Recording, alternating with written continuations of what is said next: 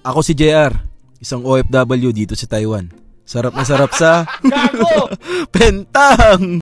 OFW, masarap pakinggan pero napakahirap. Kami mga OFW, gumigising kami araw-araw man yan o gabi-gabi man para magbanat ng buto, para merong maipakain sa pamilya sa Pilipinas, para merong maipadala, para merong pantustos sa lahat ng gastusin, para rin sa kinabukasan ng pamilya, para rin sa pag-aaral in the future, pangkolehiyo at lalo na pambili na napakamahal bigas sa Pilipinas. Sabayan mo pa ng kuryente, sabayan mo pa ng pambayad sa pag-ibig, lahat na. Kaya huwag kang tamad, magbanat ka ng buto. Tulad mo rin ako, nangangarap magandang kinabukasan sa pamilya. Nangangarap din, balang araw, gaganda rin yung buhay namin. Kaya tara, samahan nyo ako. Ngayong gabi, may pasok tayo. Duty ko nga ngayong gabi, no? At yan, nasa shuttle na ako. Siguro mga 10 to 15 minutes lang ang biyahe. Dorm to company. Mid-autumn nga pala sa Taiwan ngayon, no? Napaaga nga ako kasi maaga yung shuttle namin. Ito nga pala yung AC material, no? Diyan ako nagbo-work. Papasok na ako guys, mamaya na lang. Hours later. Ako si JR, isang OFW dito sa Taiwan. Sarap na sarap sa Pentang!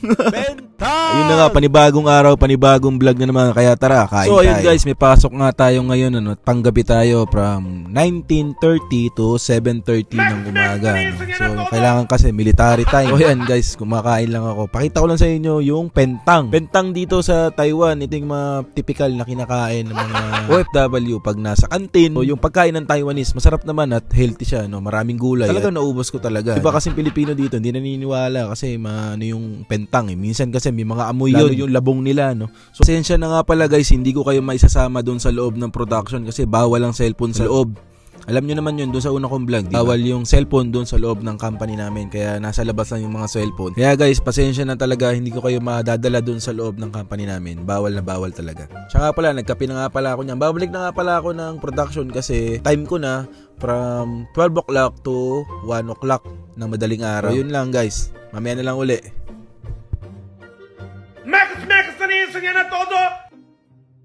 Makas niya na yan! Okay, itulog na yan! So yun na guys, no, alas 5 na ng madaling araw. So break time na naman natin, no. Kakain na naman tayo guys. Pasensya na guys, puro ganito lang mapapakita ko talaga sa inyo. Nga pala, nakakapagod nga pala. So pagka break time ko, pagkadating ko dito, kahit mga 20 minutes, sumiidlip talaga ako para makakuha ulit ng lakas. Kasi ilang taon na ako panggabi. Siguro mga ano na ako panggabi, 4 na taon na. Ayun yung break time natin, yung burger na kakainin ko, no. So unang kagat, tinapay kaagad. So yun lang guys. Talagang puro break time lang mapapakita ko talaga sa inyo. So ayun, napakasarap naman talaga eh, no.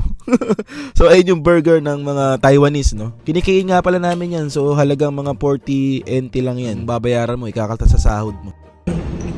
Ayos na, kain tayo. Tapos merong milk tea. So pagka ganito, break time. So, kumakain lang kami. Dalawa kasi yung kantin namin. Isa sa taas, isa dito. Dito pwede kang mag-charge, pwede kang matulog, pwede kang magpahinga. Dito kasi kaunti lang ang Pilipino, kaunti lang kami. Kaya mapapansin nyo, ako lang yun nandito. Second break ako ngayon. 5:10 to 6:10 yung break time ko.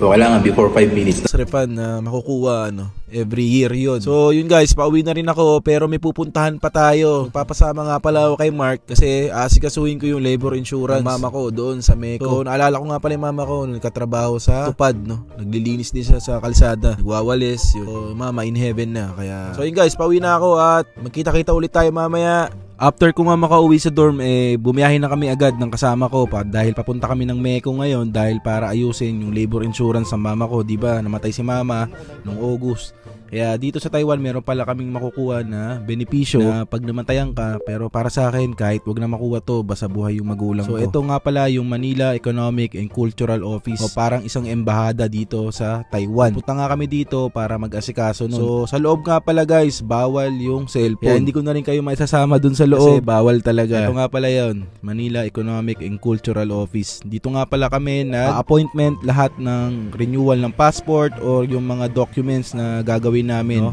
na pwede namin kunin dito, lahat na. So yun na guys, at maraming salamat sa inyong panonood and peace out. So yun na nga guys, nandito na kami sa Manila Economic and Cultural Office. So yun lang guys, at maraming salamat sa lahat sumusuporta at nanonood ng aking mga vlog dito sa Taiwan. Hindi na rin kalimutan i-like, follow at i-share na rin tong video na to.